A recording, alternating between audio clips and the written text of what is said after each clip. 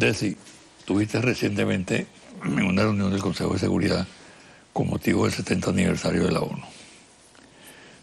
Previamente a ese evento, el presidente Obama dijo algo realmente insólito.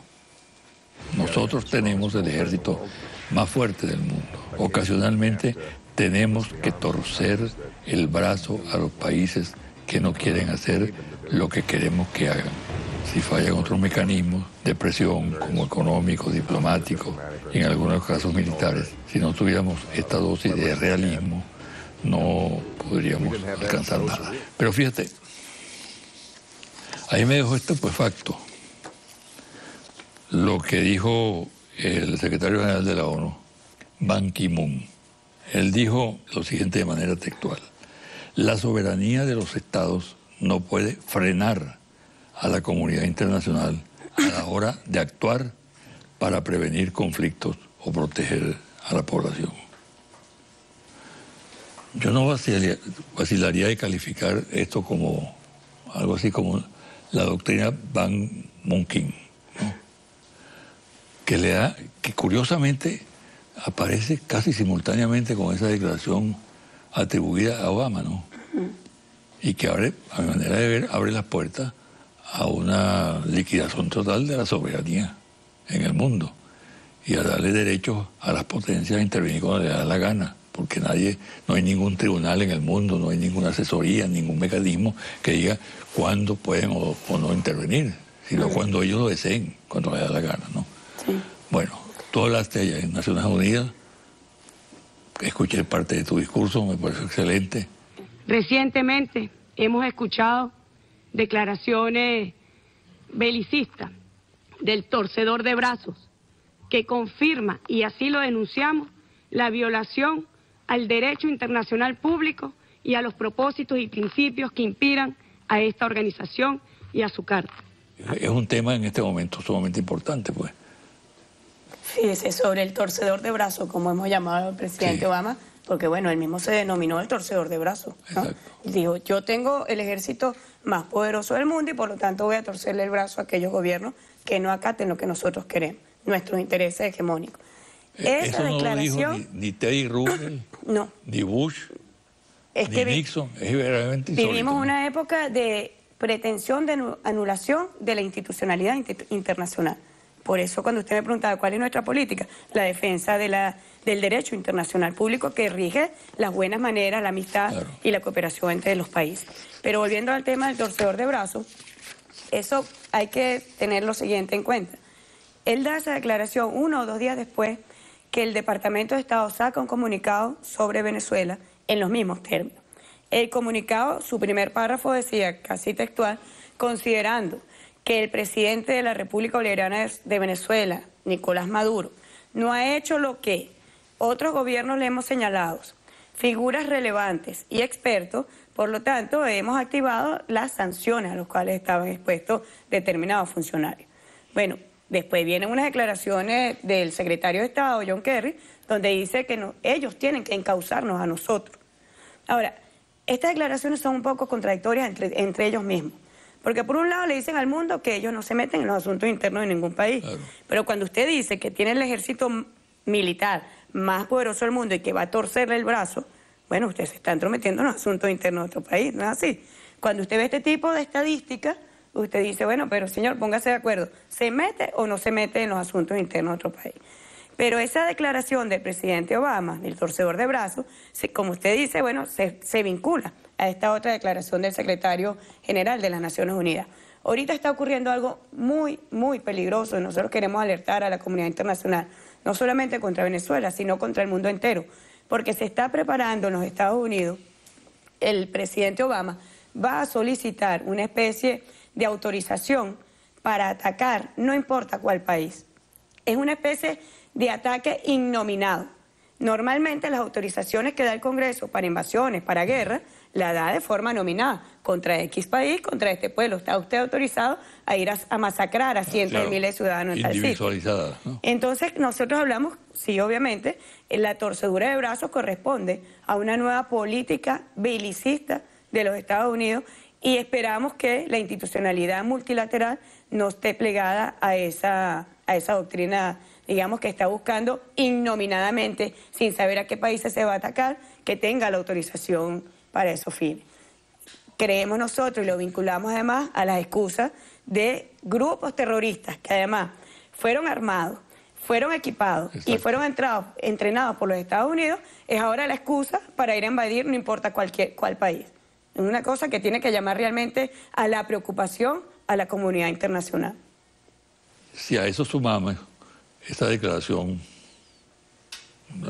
no vacilaría calificada de despreciable, del secretario general de la ONU, en el sentido que está expresado, hay un reforzamiento de esa aventura. Completamente, ¿no? Completamente.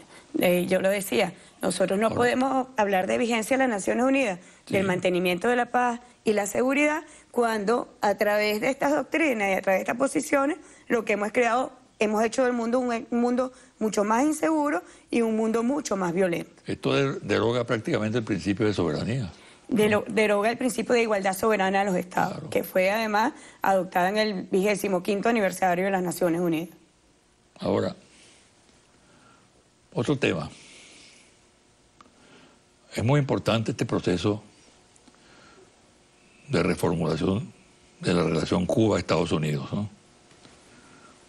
Con todos los déficits que puede tener, porque hasta ahora no se ha llegado a las cuestiones fundamentales. Por ejemplo, eliminar el bloqueo, que no es una cosa que depende del presidente de Estados Unidos, sino de un Congreso que no controla él, ¿no? Raúl Castro en uno de sus discursos habló de la reivindicación de Guantánamo también. Infinidad de cosas, pues.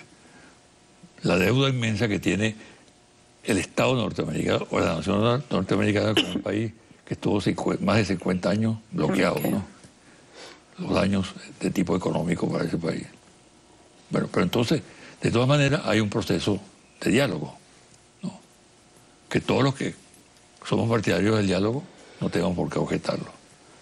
Ahora, en ese contexto de esa nueva relación que hay Estados Unidos-Cuba, ¿cómo queda Venezuela? ¿No? ¿Desmarcada? O, bueno, estoy ante la canciller. Dime tú cómo. Fíjese, recientemente en la cumbre de la CELAC.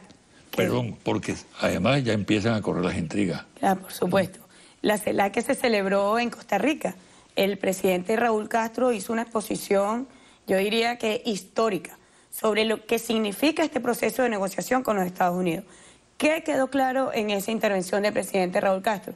Que la dignidad del pueblo de Cuba no está en negociación, que por encima de los principios no va a pasar esta negociación. Y dijo, nosotros vamos a un proceso de restablecimiento de relaciones diplomáticas, pero no serán plenamente hasta que no se retire el tema de Guantánamo, hasta que no se indemnice a las víctimas de este bloqueo criminal contra el pueblo de Cuba, hasta que no se nos excluya de la lista de terroristas que todos los años pues son incluidos en esa lista, hasta que no se retire la interferencia en las telecomunicaciones, es decir, una serie de condiciones que ha puesto dignamente además el pueblo cubano y al cual nosotros acompañamos, no solamente como venezolanos, sino también que en el marco de ese mecanismo hermoso de cooperación y solidaridad como es la CELAC, nosotros ratificamos y adoptamos una declaración apoyando al pueblo de Cuba y a su gobierno en este proceso de negociación. Así que mal podría verse Venezuela como objetando ese proceso. Nosotros, insistimos, acompañamos a la decisión del gobierno de Cuba y acompañamos también al pueblo de Cuba en su histórica resistencia contra estos intereses hegemónicos e imperiales. Kerry, ese personaje, bueno, no quiero definirlo en este momento, ¿no? Dijo que a nosotros nos preocupaba, nos molestaba este proceso de acercamiento en las relaciones diplomáticas entre Cuba y los Estados Unidos. ¿Nos molesta, verdad? Pero para nada. Lo que pasa, yo ayer le decía al secretario John Kerry, fíjese, hay que leer sobre la historia de los pueblos. Porque si hay algo que ha demostrado el pueblo de Venezuela, cuando nosotros decimos que es digno heredero de nuestro libertador Simón Bolívar y de Hugo Chávez, Si algo ha demostrado el pueblo de Venezuela es que su vocación es esencialmente antiimperialista. Cuando yo le digo que tiene que leer más sobre la historia de los pueblos, es para que antes de que tomen cualquier tipo de acción de desquiciada naturaleza, piensen bien en los procesos. Cuando él afirma algo como eso, obviamente no se leyó la declaración de la CELAC de Costa Rica, la tercera cumbre de jefes de Estado de la CELAC en Costa Rica, donde todos los países de la CELAC adoptamos una declaración apoyando el proceso de negociación en los términos planteados por el gobierno de nuestra hermana y querida Cuba. Parece que lee muy poco, ¿no? Quizás sus asesores, porque yo entiendo el tiempo de los cancilleres es muy corto, y él va de guerra en el mundo, y a lo mejor los asesores que tienen que ver con el hemisferio americano no lo están asesorando o no lo están informando oportuna y debidamente sobre lo que está ocurriendo acá. Tu pronóstico sobre el país. Yo siempre he creído firmemente que Venezuela, no solamente lo creo, tengo la seguridad por lo que es Venezuela, es un país con grandes potencialidades desde todo punto de vista, naturales, humanos, en sus riquezas económicas, y sobre todo un país que a mí en lo particular me enorgullece, incluso en los momentos de mayor dificultad, tener el privilegio no solamente de representarla, sino de defenderla con todo el peso que pueda tener mi alma y mi corazón, y sobre todo mi razón, porque somos un país de una gran identidad cultural, pero sobre todo de una gran convicción histórica y, como le refería, de una gran vocación antiimperialista, y eso para mí es motivo de orgullo poder llevar ese mensaje por el mundo. ¿Esa es tu principal fortaleza?